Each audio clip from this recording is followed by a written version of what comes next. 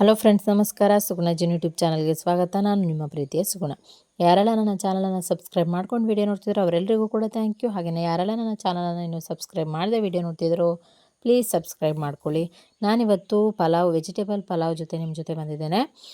ನಾನು ಮಾಡುವ ರೀತಿಯಲ್ಲಿ ನಿಮ್ಮ ಜೊತೆ ಶೇರ್ ಮಾಡ್ತಿದ್ದೇನೆ. ನೀವು ಬೇರೆ ರೀತಿಯಲ್ಲಿ ಯಾವ ರೀತಿಯಲ್ಲಿ ಮಾಡ್ತೀರಾ ಅಥವಾ ಏನು ಡಿಫ್ರೆಂಟಾಗಿ ಮಾಡ್ತೀರಾ ನನಗೆ ಕಮೆಂಟ್ನಲ್ಲಿ ತಿಳಿಸಿ. ಹಾಗಾದರೆ ಅದಕ್ಕೆ ಏನೇನು ಇಂಗ್ರೀಡಿಯೆಂಟ್ಸ್ ಬೇಕು ಅಂತೇಳಿ ನೋಡ್ಕೊಂಡು ಬರೋಣ ಬನ್ನಿ. ನಾನಿಲ್ಲಿ 1 ಕಪ್ ಆಗುವಷ್ಟು ಅಕ್ಕಿಯನ್ನು ನೀರಿನಲ್ಲಿ ಚೆನ್ನಾಗಿ ತೊಳೆದು ನೆನೆ ಹಾಕಿಟ್ಕೊಂಡಿದ್ದೇನೆ.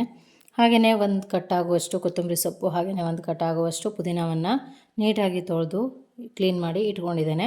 ಹಾಗೆಯೇ 3 ಸ್ಪೂನ್ ಆಗುವಷ್ಟು ತುಪ್ಪವನ್ನು ತಗೊಂಡಿದ್ದೇನೆ ಒಗ್ಗರಣೆಗೆ. ಇದು ಪಲಾವ್ ಎಲೆ ಅಂತ ಹೇಳ್ತಾರೆ ಊರ ಕಡೆ, ಬಟ್ ಪೇಟೆಗಳಲ್ಲಿ ಏನು ಹೇಳ್ತಾರೆ ಗೊತ್ತಿಲ್ಲ ನನಗೆ. ಹಾಗೆಯೇ ಬೀನ್ಸನ್ನು ಸ್ವಲ್ಪ ತೊಗೊಂಡಿದ್ದೇನೆ, ಕ್ಯಾರೆಟ್ ಸ್ವಲ್ಪ ತೊಗೊಂಡಿದ್ದೇನೆ, ಹಾಗೆಯೇ ಆಲೂಗೆಡ್ಡೆ ಚಿಕ್ಕ ಸೈಜ್ ಒಂದನ್ನು ಕಟ್ ಮಾಡಿ ಇಟ್ಕೊಂಡಿದ್ದೇನೆ, ಟೊಮೆಟೊ ಒಂದು ಚಿಕ್ಕ ಸೈಜ್ ಕಟ್ ಮಾಡಿ ಇಟ್ಕೊಂಡಿದ್ದೇನೆ, ಈರುಳ್ಳಿ ಒಂದು ದೊಡ್ಡ ಸೈಜ್ ಆಗುವಷ್ಟು ಉದ್ದವಾಗಿ ಕಟ್ ಮಾಡಿ ಇಟ್ಕೊಂಡಿದ್ದೇನೆ. ಇದಿಷ್ಟು ರುಬ್ಲಿಕ್ಕೆ. ಧನಿಯಾ 1 ಸ್ಪೂನ್ ಆಗುವಷ್ಟು ತೊಗೊಂಡಿದ್ದೇನೆ, ಹಾಗೆಯೇ ಪೆಪ್ಪರ್ ಒಂದು 1/4 ಸ್ಪೂನ್ ಆಗುವಷ್ಟು ತೊಗೊಂಡಿದ್ದೇನೆ, ಹಸಿರು ಮೆಣಸಿನ್ಕಾಯಿ ಒಂದು 5 ತೊಗೊಂಡಿದ್ದೇನೆ. ಇದು ಖಾರ ಇಲ್ಲ ಹಾಗಾಗಿ ತೊಗೊಂಡಿದ್ದೇನೆ. ನೀವು ಇದನ್ನು ಬಿಳಿ ಮೆಣಸನ್ನು ತೊಗೊಳೋದಾದರೆ ಹಸಿರು ಮೆಣಸಿನ್ಕಾಯಿನ ಕ್ವಾಂಟಿಟಿ ಕಡಿಮೆ ತೊಗೊಳ್ಳಿ. ಇದು ಖಾರ ಇಲ್ಲ ಹಾಗಾಗಿ ನಾನು ತೊಗೊಂಡಿದ್ದೇನೆ. ಹಾಗೆಯೇ ಏಲಕ್ಕಿ 1-2 ನಾನಿಲ್ಲಿ ಬಿಡಿಸಿ ಇಟ್ಕೊಂಡಿದ್ದೇನೆ. ಜೀರಿಗೆ ಒಂದು ಅರ್ಧ ಸ್ಪೂನ್ ಆಗುವಷ್ಟು, ಅರಿಶಿನ ಒಂದು ಅರ್ಧ ಸ್ಪೂನ್ ಆಗುವಷ್ಟು ತೊಗೊಂಡಿದ್ದೇನೆ. ಕಾಯಿ ತುರಿ, ತೆಂಗಿನ ತುರಿ ಹಸಿದಾಗಿ ಸ್ವಲ್ಪ ಒಂದು ಅರ್ಧ ಕಪ್ ಆಗುವಷ್ಟು ತೊಗೊಂಡಿದ್ದೇನೆ. ಒಂದು ಮೀಡಿಯಮ್ ಸೈಜ್ ಈರುಳ್ಳಿಯನ್ನು ನಾನು ಇಲ್ಲಿ ದೊಡ್ಡದಾಗಿ ಕಟ್ ಮಾಡಿ ಇಟ್ಕೊಂಡಿದ್ದೇನೆ ರುಬ್ಲಿಕ್ಕೆ ಹಾಕಲಿಕ್ಕೆ. ಬೆಳ್ಳುಳ್ಳಿ 1 ಗೆಡ್ಡೆಯನ್ನು ನಾನು ಫುಲ್ಲಾಗಿ ಬಿಡಿಸಿ ಇಟ್ಕೊಂಡಿದ್ದೇನೆ ಸಿಪ್ಪೆಯನ್ನು ಸುಲಿದು. ಹಾಗೆಯೇ ಶುಂಠಿ ಒಂದು ಅರ್ಧ ಲಿಂಬು ಗಾತ್ರದಷ್ಟು ಶುಂಠಿಯನ್ನು ನಾನು ಇಲ್ಲಿ ತೊಗೊಂಡ್ಬಿಟ್ಟಿದ್ದೇನೆ. ಹಾಗೆಯೇ ಚಕ್ಕೆ ಒಂದು ಅರ್ಧ ಪೀಸ್ ಆಗುವಷ್ಟು ತೊಗೊಂಡಿದ್ದೇನೆ, ಲವಂಗ 2, ಹಾಗೆಯೇ ಒಂದು 4 ಲವಂಗವನ್ನು ರುಬ್ಲಿಕ್ಕೆ ಇದು ಒಗ್ಗರಣೆಗೆ.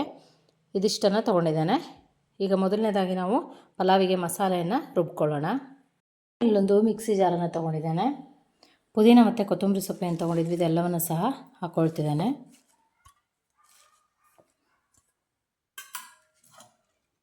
ನಾನಿಲ್ಲಿ ಏನು ಮಸಾಲೆಗಳನ್ನೆಲ್ಲವೆಲ್ಲ ತೊಗೊಂಡಿದ್ದೆ ಅದೆಲ್ಲವನ್ನು ಸಹ ಮಿಕ್ಸಿ ಜಾರಿಗೆ ಹಾಕಿ ಸ್ವಲ್ಪ ನೀರನ್ನು ಹಾಕಿ ಉಪ್ಪನ್ನು ಹಾಕಿ ರುಬ್ಕೊಳ್ತಿದ್ದೇನೆ. ಮಸಾಲೆಗಳನ್ನು ಹಾಕ್ಕೊಂಡಿದ್ದೇನೆ.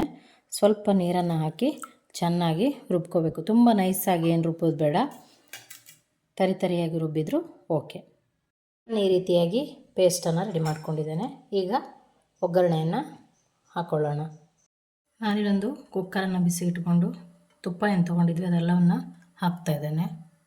ಓಕೆ, ತುಪ್ಪ ಬಿಸಿಯಾಗಿದೆ. ಈಗ ಇದಕ್ಕೆ ನಾನೊಂದು ಅರ್ಧ ಇಂಚಾಗುವಷ್ಟು ಚಕ್ಕೆಯನ್ನು ಹಾಕ್ತೇನೆ, 2 ಲವಂಗವನ್ನು ಹಾಕ್ತೇನೆ. ನೀವು ಪಲಾವ್ ಎಲೆಯನ್ನು ಯೂಸ್ ಮಾಡ್ಬೋದು. ನಾನಿದು ಈ ತೋಟದಲ್ಲಿ ಬೆಳೀತಾರೆ ಆ ಪಲಾವ್ ಎಲೆಯನ್ನು ಯೂಸ್ ಮಾಡ್ತಿದ್ದೇನೆ. ನೋಡೋದಕ್ಕೆ ಈ ರೀತಿಯಾಗಿರುತ್ತೆ. ನಿಮಗೇನಾದರೂ ಹೆಸರು ಗೊತ್ತಿದ್ದರೆ ಖಂಡಿತವಾಗ್ಲೂ ತಿಳಿಸಿ. ಇದನ್ನು ಪಲಾವಿಗೆ ಹಾಕಿದರೆ ತುಂಬ ಟೇಸ್ಟು ಚೆನ್ನಾಗಿರುತ್ತಂತೆ, ಎಕ್ಸ್ಟ್ರಾ ಟೇಸ್ಟ್ ಕೊಡುತ್ತೆ ಹೇಳಿದರು. ಪಲಾವ್ ಎಲೆ ಹೇಳ್ತಾರೆ ಹಳ್ಳಿ ಕಡೆ ಅಂತ, ಬಟ್ ಏನಾದರೂ ನೇಮ್ ಗೊತ್ತಿದ್ದರೆ ಹೇಳಿ. ಈಗ ಇದಕ್ಕೆ ಈರುಳ್ಳಿಯನ್ನು ಹಾಕ್ತಿದ್ದೇನೆ. ಅವರಿಗೆ ಬಟಾಣಿ ಇಲ್ಲ ಅಂದರೆ ಹೇಗೆ ಅಲ್ವಾ, ನಿಜವಾಗ್ಲೂ ಹೌದು. ಇದು ಎಲೆ ತುಂಬ ಚೆಂದ ಸ್ಮೆಲ್ ಕೊಡ್ತಾ ಇದೆ. ಅದು ಪ್ರಾಪರ್ ನೇಮ್ ನನಗೆ ಗೊತ್ತಿಲ್ಲ. ಅಪ್ಪ ನಾನು ಕೇಳಿದಾಗ ಅವ್ರು ಹಾಗೆ ಹೇಳಿದರು, ಪಲಾವ್ ಎಲೆ ಅಂತಲೇ ಹೇಳ್ತಾರೆ ಊರುಗಳಲ್ಲಿ ಅಂತ. ಏನೋ ಸಣ್ಣಕ್ಕಿ ಸ್ಮೆಲ್ ಬರುತ್ತೆ, ತುಂಬ ಚೆಂದ ಆಗುತ್ತೆ ಅಂತ. ನಿಜವಾಗ್ಲೂ ಹೌದು, ಎಕ್ಸ್ಟ್ರಾ ಟೇಸ್ಟ್ ಕೊಡ್ತಾಯಿದೆ. ನಾನು ನೆಕ್ಸ್ಟ್ ವ್ಲಾಗಲ್ಲಿ ನಿಮಗೆ ಖಂಡಿತವಾಗ್ಲೂ ಆ ಎಲೆ ಗಿಡ ಇದೆ ಅಂತ ತೋರಿಸ್ತೇನೆ. ನಿಮ್ಗೆ ಆವಾಗ ಅದರ ನೇಮು ಗೊತ್ತಾಗ್ಬೋದು. ಓಕೆ, ತರಕಾರಿಗಳು 2 ನಿಮಿಷ ಬೆಂದಿದೆ. ನಾವೇನು ಮಸಾಲೆಯನ್ನು ರುಬ್ಬಿಟ್ಕೊಂಡಿದ್ವಿ ಅದನ್ನು ಸಹ ಹಾಕ್ತಾಯಿದ್ದೇನೆ. ಅದು ತರಕಾರಿಯ ಜೊತೆಗೆ ಚೆನ್ನಾಗಿ ಮಿಕ್ಸ್ ಆಗಬೇಕು. ಈಗ ನಾನು ಟೊಮೆಟೊವನ್ನು ಸಹ ಹಾಕ್ತಾಯಿದ್ದೇನೆ. ಕೆಲವರು ಪಲಾವಿಗೆ ಟೊಮೆಟೊವನ್ನು ಹಾಕೋದಿಲ್ಲ, ಈರುಳ್ಳಿಯನ್ನು ಸಹ ಹಾಕೋದಿಲ್ಲ. ಅದು ನಿಮ್ಮ ಮೇಲೆ ಡಿಪೆಂಡ್. ನೀವು ಬೇಕಿದ್ದರೆ ಹಾಕ್ಕೊಳ್ಬೋದು, ಇಲ್ಲ ಅಂದರೆ ಇಲ್ಲ. ಈಗ ಇದು ನಾವೇನು ರುಬ್ಬಿಟ್ಕೊಂಡಿದ್ವಿ ಮಸಾಲೆ ಅದು ಸ್ವಲ್ಪ ಹಸಿ ಸ್ಮೆಲ್ ಹೋಗೋವರೆಗೂ ಬೇಯಲಿ. ಓಕೆ, ಇದು ಸ್ಮೆಲ್ ಹೋಗ್ತಾ ಇದೆ, ಸಾಕು. ಹಸಿ ಸ್ಮೆಲ್ ಹೋದರೆ ಸಾಕಷ್ಟೇ. ಹಸಿಮೆಣಸು ಎಲ್ಲ ನಾವು ಹಾಗೆ, ಹಸಿಮೆಣಸಿನ್ಕಾಯಿ ಎಲ್ಲ ನಾವು ಹಾಗೆ ಹಾಕಿರೋದ್ರಿಂದ ಸ್ವಲ್ಪ ಹಸಿ ವಾಸನೆ ಹೋಗಲಿ ಅನ್ನೋ ಕಾರಣಕ್ಕೆ ನಾವು ಈ ರೀತಿಯಾಗಿ ಇದು ಮಾಡಿದ್ವಿ. ಇದು ಈಗ ಆಗಿದೆ. ಈಗ ನಾವು ಅಕ್ಕಿಯನ್ನು ನೆನೆ ಹಾಕ್ಕೊಂಡಿದ್ವಿ ನೀರಲ್ಲಿ ತೊಳೆದು, ಅದನ್ನು ನೀರು ತೆಗೆದು ನಾನು ಇದಕ್ಕೆ ಹಾಕ್ಕೊಳ್ತಿದ್ದೇನೆ.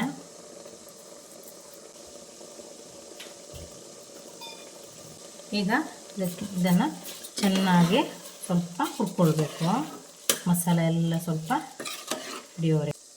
ಈಗ ನಾನು ಈ ಗ್ಲಾಸ್ನಲ್ಲಿ 1 ಗ್ಲಾಸ್ ಆಗುವಷ್ಟು ಅಕ್ಕಿಯನ್ನು ತೊಗೊಂಡಿದ್ದೆ. ನೀವು ಯಾವ ಗ್ಲಾಸ್ನಲ್ಲಿ ಅಕ್ಕಿಯನ್ನು ತೊಗೊಳ್ತೀರೋ ಆ ಗ್ಲಾಸ್ನಲ್ಲಿ 2ರಷ್ಟು ನೀರನ್ನು ಹಾಕಬೇಕು. ನಾನು ಮಿಕ್ಸಿ ಜಾರನ್ನು ಸ್ವಲ್ಪ ಅದರಲ್ಲಿ ಮಸಾಲೆ ಎಲ್ಲ ಏನಿತ್ತು ಅದನ್ನು ತೊಳೆದು ಹಾಕಿದ್ದೇನೆ. 2 ಗ್ಲಾಸ್ ಆಗುವಷ್ಟು ನೀರನ್ನು ಹಾಕ್ಕೊಳ್ತೇನೆ. ಈಗ ಚೆನ್ನಾಗಿ ಮಿಕ್ಸ್ ಕೊಡಬೇಕು. ನೀವು ಹುಳಿಗೆ ಮೊಸರನ್ನು ಕೂಡ ಹಾಕ್ಬೋದು, ಅಥವಾ ನಾನು ಹುಣಸೆ ಹಣ್ಣನ್ನು ಸ್ವಲ್ಪ ರುಬ್ಬುವಾಗ ಹಾಕಿದೆ, ಇಂಗ್ರೀಡಿಯೆಂಟ್ಸಲ್ಲಿ ಹೇಳಲಿಲ್ಲ. ಹಾಗಾಗಿ ಹುಳಿ ನಿಮ್ಮ ಅನುಸಾರವಾಗಿ ನೀವು ಹಾಕ್ಕೊಳ್ಬೋದು. ಈಗ ಇದು ಚೆನ್ನಾಗಿ ಬಾಯ್ಲ್ ಆಗಬೇಕು. ನಾನು ಬಾಯ್ಲ್ ಆಗಲಿಕ್ಕೆ ಬಿಡ್ತೇನೆ. ಓಕೆ, ಇದು ಚೆನ್ನಾಗಿ ಕುದೀತಾ ಇದೆ ನೋಡ್ಬೋದು.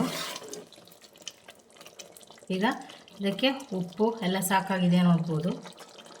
ಸಾಕಾಗಿದೆ ಇಲ್ವ ನೋಡಿ, ನೀವು ಬೇಕಾದಾಗೆ ಅಡ್ಜಸ್ಟ್ ಮಾಡ್ಕೊಳ್ಬೋದು. ಈಗ ಲಿಡ್ ಕ್ಲೋಸ್ ಮಾಡಿ ನಾನು 1 ವಿಷಲ್ ಕೂಗಿಸ್ಕೊಳ್ತಾ ಇದ್ದೇನೆ. ಓಕೆ, ಈಗ ನೋಡಿದ್ರೆ ಈ ರೀತಿಯಾಗಿ ಪಲಾವು ರೆಡಿಯಾಗಿದೆ, ವೆಜಿಟೇಬಲ್ ಪಲಾವ್ ರೆಡಿಯಾಗಿದೆ. ಇದನ್ನೊಂದು ಪ್ಲೇಟ್ಗೆ ಸರ್ವ್ ಮಾಡ್ಕೊಳ್ಳೋಣ. ನಾನಿಲ್ಲಿ ರಾಯ್ತವನ್ನು ಮಾಡಲಿಕ್ಕೆ ಮೊಸರನ್ನು ತೊಗೊಂಡಿದ್ದೇನೆ. 1 ದೊಡ್ಡ ಟೊಮೊಟೊವನ್ನು ಚಿಕ್ಕದಾಗಿ ಕಟ್ ಮಾಡಿ ಇಟ್ಕೊಂಡಿದ್ದೇನೆ. ಸ್ವಲ್ಪ ಕೊತ್ತಂಬರಿ ಸೊಪ್ಪನ್ನು ಚಿಕ್ಕದಾಗಿ ಕಟ್ ಮಾಡಿ ಇಟ್ಕೊಂಡಿದ್ದೇನೆ. ಈರುಳ್ಳಿ 1 ಮೀಡಿಯಮ್ ಸೈಜು ಚಿಕ್ಕದಾಗಿ ಕಟ್ ಮಾಡಿ ಇಟ್ಕೊಂಡಿದ್ದೇನೆ. ಹಾಗೆಯೇ ಸ್ವಲ್ಪ ಮೊಸರು ಮತ್ತು ಉಪ್ಪನ್ನು ತೊಗೊಳ್ತಿದ್ದೇನೆ. ಈಗ ನಾವೇನು ಮೊಸರು ತೊಗೊಂಡಿದ್ವಿ ಅದಕ್ಕೆ ಟೊಮೊಟೊವನ್ನು ಹಾಕ್ತಾಯಿದ್ದೇನೆ.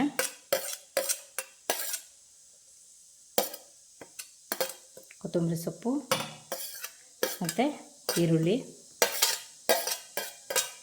ಇದೆಲ್ಲವನ್ನು ಹಾಕಿ ಚೆನ್ನಾಗಿ ಮಿಕ್ಸ್ ಕೊಡಿ.